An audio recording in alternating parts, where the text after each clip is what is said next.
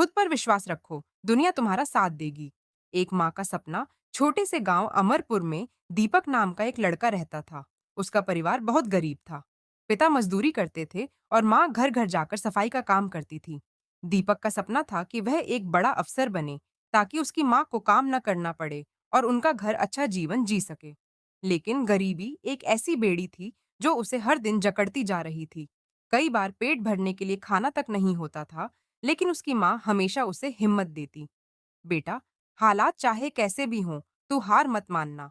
खुद पर विश्वास रख, एक दिन सब बदल जाएगा। पहली परीक्षा, पहली हार।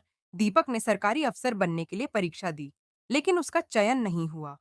उसने माँ से रोते हुए कहा, माँ, शायद मैं कभी सफल नहीं हो पाऊंगा।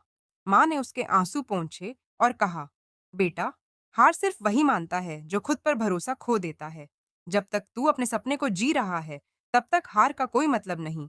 माँ की बातें सुनकर दीपक ने फिर से कोशिश करने का फैसला किया। वह दिन रात मेहनत करने लगा।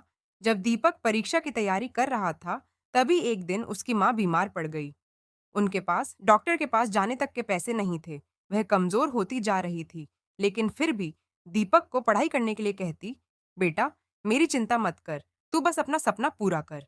एक दिन जब दीपक रात को पढ़ाई कर रहा था, तभी अचानक उसकी माँ ने उसकी गोद में सिर रखकर कहा, अब मुझे चिंता नहीं, मेरा बेटा जरूर सफल होगा। और यह कहकर माँ हमेशा के लिए सो गई। माँ के जाने के बाद दीपक पूरी तरह टूट चुका था, लेकिन उसे माँ की बात याद आई। खुद पर विश्वास रख तो दुनिया तेरा साथ देगी। उसने अपनी पूरी ताकत झोंक दी और परीक्षा दी। इस बार वह सफल हो गया। जब रिजल्ट आया, तो वह रो पड़ा। माँ, देखो, मैं सफल हो गया, लेकिन आज आप नहीं हो। लेकिन उसे यकीन था कि कहीं ना कहीं उसकी माँ उसे देख रही